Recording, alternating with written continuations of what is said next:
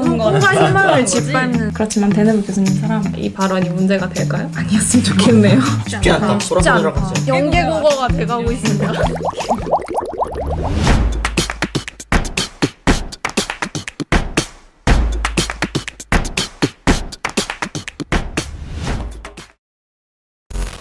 네, 안녕하세요. 저희는 지엔트의 류지호. 오승현. 정해줘. 유민지입니다. 오늘은 나무위키에 겐트 대학교를 검색해서 저희 학교에 대해서 어떤 이야기들이 있는지 한번 알아보겠습니다. 저희도 어떤 내용이 나올지 뭐 아무것도 몰라서 좀 많이 궁금한데요. 그럼 한번 이제 검색해볼까요? 네, 그러면 지금부터 겐트대학교의 역사에 대해서 알아보도록 할 텐데요. 저희 학교는 2014년 9월에 처음으로 신입생을 유치했다고 나와 있는데 그때부터 해서 지금 한 8년째 학교가 운영되고 있고요. 그리고 한국에서 유일하게 유럽 박사학위를 취득할 수 있다는 장점이 있죠. 저희 학교에는 크게 MBT, ET, FT 3개의 학부로 구성이 되어 있어요. 다들 뭐 전공 정하셨나요? 저는 아직 1학년이라 저희는 3학년 때 전공을 정하거든요. 그래서 아직 생각 중입니다. 혹시 MBT, ET, FT가 각각 배우는 걸 짧게 선배로서 말씀해 주실 수 있나요? 그래서 제가 ET랑 FT는 제가 안 다녀봐서 모르는데 MBT는 일단 크게 면역학, 인포, 바이오 인포 쪽을 배우고요. 식물 관련된 반응 그런 것들을 배웁니다. 저희 학교 ET는 그냥 환경공학보다는 좀 더 엔지니어링에 세부적으로 들어가는 학과고요. 푸드는 사실 뭔지 잘 몰라요. 나중에 유석 선배님께 물어보는 걸로 하도록 하겠습니다. 저희 시험에 대해서 얘기를 해보려고 하는데 할 말이 많죠? 네, 할 말이 많다. 저희 시험 어떻게 되는지 말씀해 주실래요, 이르지호 씨? 저도 시험을 몇 번 안 쳐봐서 잘 모르지만 여기 나와 있는 대로 시험 모두 과목마다 차이점이 있겠지만 대부분은 영어 서술형이고 학기 말에 하는 파이널 exam 때 보통 우리의 학점이 정해지게끔 되어 있는 시스템이라고 볼 수 있습니다. 중간고사라고는 되어 있지만 사실은 중간고사를 거의 없다고 보는 게 맞는 것 같아요. 저희 학년까지는 미드텀을 안 보는 과목이 훨씬 더 많고 봐도 굉장히 약간 과제 느낌 정도? 과제 점수 비율적으로. 느낌으로 과제 점수 느낌으로 들어가는 경우가 많죠. 그렇지만 이제 파이널에 네. 대한 부담이 한 파이널 5배 때 이제 정도 눈물 흘리는 거죠. 네, 기말고사를 이제 피눈물을 흘리면서 봐야 한다. 눈물 흘리면서 봐야 된다. 과목마다 또 시험 방법이 또 많이 다르고요. 학기 말에 하는 시험을 만약에 통과하지 못했을 경우 방학이 끝나고 리시트 exam을 보는 형태로 진행되었기 때문에 그리고 여기 보면은 영어 구두 시험으로 기말평가를 치르는 경우가 존재한다고 써있는데 한 번도 없으시죠? 영어 그거 과목 맞아요. 빼고는 잉글리시 빼고 네. 뭐 선배들한테 듣기로는 FT나 ET 쪽은 학생 수가 적어서 교수님이 오랄 시험을 볼 수 있는 환경이 워낙 좋다 보니까 오랄 시험을 완전 선호하는 것 같더라고요. 그쪽 교수님들은. 여러분 그러니까 MBT로 오세요. MBT는 오랄 시험을 보지 않습니다. 저희 시험이 이제 20점 만점인데 패스 기준이 딱 절반 10점이라서 리시트 이그잼에서도 통과를 못한다면 재수강을 해야 합니다. 보통 리시트 exam은 이제 방학이 끝난 뒤에 보기 때문에 공부 기간이 길다고 해서 이제 교수님들이 더 어렵게 내는 그렇죠. 경우가 워낙 많아서 몇몇 과목들은 리시트 exam을 치는 것보다 파이널 때 열심히 공부해서 치는 게 훨씬 더 유리하지 않을까? 아까 말했던 것처럼 20점에 10점을 못 넘기면 이제 재수강이라는 무시무시한 굴레로 들어가게 되는데요. 저의 경험담을 말씀을 드리자면 제가 20점 만점에 올케이 9점이었는데 제가 9점 1점 때문에 그 0.5점 감독님 만든 그 0.5점 때문에 150만 원을 더 냈다. 한 과목을 재수강하는 비용이 상당히 빡세다. 그리고 이게 재수강이 있게 되면 다음 학년으로 올라갈 수 있는 기준도 또 정해져 있어요. 여기 보면은 절반 이상을 재수강하면 바인딩이라고 해서 쉽게 말해서 유급인 거고요. 컴바이닝 컨디션은 한두 과목 정도의 재수강이 있을 때 가능한 건데요. 이거는 가능한 이유가 그냥 원래 있는 시간표에 재수강하는 과목을 이제 끼워 맞춰서 살아야 되는 겁니다. 제가 그렇게 살아봤는데 진짜 죽을 뻔했어요. 아니 여기에 컴바이닝은 다음 학년을 다니면서 더 이수해야 하거나 버거울 경우에 1년을 그냥 더 다녀버리면 된다라고 너무 쿨하게 써져 있는데 1년을 더 다닌다는 게 사실 금전적으로도 그렇고 에너지적으로도 그렇고 말도 안 되죠. 피눈물 흘리라는 소리죠. 돈 난리란 얘기입니다. 난리란 소리. 이런 불효자식 거는 한번 네. 되고 너무 별거 아닌 것처럼 써놓은 것 같네요. 이거 좀 항의를 해야 될 것 같은데.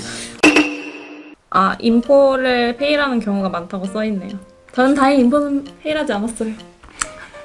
아니 진짜 이런 거 진짜 왜 써놓는 저희 주변에서도 인포 페이라는 사람들 많았고요. 또 인포는 이열롱이다 보니까 부담이 더 큽니다. 아주 사악한 과목이에요. 그렇지만 대내부 교수님 사랑합니다. 그 벨기에 교육과정하고 차이점이 조금 있는데요. 벨기에는 3년제로 이루어져 있는 반면에 저희는 4년제라고 하는데 사실 4년 반이죠. 저희는 대학교를 그렇죠. 4년 네. 반 다니는. 그 다음에 이제 가장 안타까운 통과자 비율이 나오네요. 자, 졸업률이 낮다. 이게 사실이죠?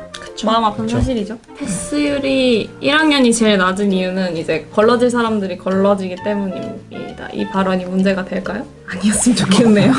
실제로 2학년으로 올라가는 도중에 사람이 좀 많이 나가 떨어지게 하더라고요. 그래서 주변에 있던 친구들이 하나둘씩 사라져가는 그런 광경을 목격할 수 있습니다. 너무 안 좋은 일만 말하는 것 같은데. 아니, 뭐 좋은 말로는 이제 그만큼 엄격하게 학생들 관리를 하고 있다. 남들이 보기엔 이제 쉽게 뭐 학사학위 따고 가는 줄 알지만 전혀 그렇지 않다. 전혀 그렇지 않다. 멘트를 졸업하면 정말 그 사실만으로도 박수받아 마땅하다 생각해요. 맞습니다. 점수는 별로 중요하지 않아요. 그래서 이제 여기 보시면 거의 모두가 입학 가능하지만 모두가 졸업할 수 있는 맞아요. 것은 아니다라는 입학은 진짜 쉬워요. 뼈 때리는 말을 하고 있네요. 저희 이제 졸업 파트를 볼 건데요. 총 63명이 졸업했다고 나와 있네요. 굉장히 적은 수인 것 같죠? 일단 저만 봐도 제가 1학년 때 들어왔을 때 총 신입생이 220명 정도 됐었는데 지금 남은 사람이 한 50명 정도 되는 것 같네요. 그거를 봤을 때 이게 저는 놀라운 숫자가 아니고요. 그 주변의 사람들이 한 4명 중에 3명이 사라진다고 보시면 됩니다. 여기 보면은 졸업이 상대적으로 여타 인천 글로벌 캠퍼스 대학과 차이가 있대요. 그러니까 다른 학교들은 미국 계열의 학교이기 때문에 저희랑 약간 제도가 달라요. 그래서 오히려 한국 학교들하고 더 비슷하다고 알고 있어요. 저희 학교는 패스페일 제도가 아무래도 있다 보니까 졸업생들이 많지 않은 것 같아요. 그래도 지금 표 보면은 점점 늘어나곤 있어요. 아무래도 남성분들 같은 경우는 군대도 갔다 오고 이러다 보니까 아마 그 영향이 굉장히 크지 않을까 싶긴 해요. 졸업 후 진로는 석사를 따러 간 사람이 전체의 다수래요. 유럽으로요? 네, 유럽 대학으로. 근데 이거는 맞는 것 같아요. 그러니까 제가 옛날에 듣기로는 오히려 석사를 가고 싶었는데 그게 안 돼서 취업을 하신 분들이 계실 정도로 취업보다는 대학원 가는 걸 더 선호한다고 들었어요. 아무래도 아마 학과가 좀 생명과학이나 공학 쪽이다 보니까 대학원을 많이 진학을 하는 것 같아요. 근데 요즘에는 또 코로나 시국도 있었어가지고 완전 유럽 대학 쪽의 석사보다 한국 대학에서 석사를 하는 비율도 좀 늘어난 걸로 알고 있고요. 그냥 바로 취업을 하시는 선배님들도 간간히 보이는 것 같습니다. 자, 여기 또 뭔 내용이 있나요? 유럽 대학을 가는 유럽 대학원을 가기 더 쉽다라는 그런 내용이 있네요. 아무래도 같은 제도를 사용하고 있다 보니까 그런 것 같아요. 유럽 학급끼리는 이제 커리큘럼을 되게 서로 인정을 해주는 경향이 있더라고요. 미국이나 한국 대학이 유럽 대학원을 갈 때는 까다롭게 보는 면이 없지 않아 있을 텐데 유럽 학교가 유럽 대학원을 갈 때는 유하게 봐주는 면이 좀 많은 것 같아요. 제가 여기 4대 대학원 진학이라고 나와 있는데 제가 알기로는 저희 학교를 졸업만 하면 본교 대학원은 점수에 크게 상관없이 갈 수 있는 걸로 알고 있어요. 그런 부분에서 이제 메리트가 있는 것 같은데 여기 그 내용이 나와 있는 것 같네요. 이제 겐트 대학교 내에 있는 시설에 대해서 얘기해 볼 건데요. 겐트 대학교 내에는 무슨 시설이 있나요? 저희는 일단은 기본적으로 실험실이나 이제 시험 때 쓸 수 있는 스터디룸도 있고요. 여기 10층에 온실이 있다고 하는데 저는 한 번도 안 가봤거든요. 혹시 그 온실에서 별을 키우는데요. 나중에 플랜트 바이올로지를 배우면 별을 키운 날짜에 따라서 그림을 그리는 경험을 할 수 있습니다. 거의 미대네요. 미술 실력이 좋아질 미대죠. 수 있다. 네네. 스터디룸 같은 경우에는 4층, 5층이 주로 쓰는데 9층도 있다고 얘기를 하더라고요. 저도 한 번도 가보진 않았는데 많이 그 층 정보를 보면은 9층에 있다고. 저도 안 가봐서. 교수님들 방이 다 있어가지고 맞아요. 따지거나 찾아갈 때 주로 그쵸? 가는 편입니다. 매 층에 보면은 모든 층에 있는 건 아니지만 공부하다 힘들 때 쉴 수 있는 소파나 빈 강의실 같은 경우는 수업이 없는 경우에 이제 밤에 가서 스터디룸 대신 공부할 수도 있고 그렇게 많이 쓰이고 있습니다. 저희 시설들이.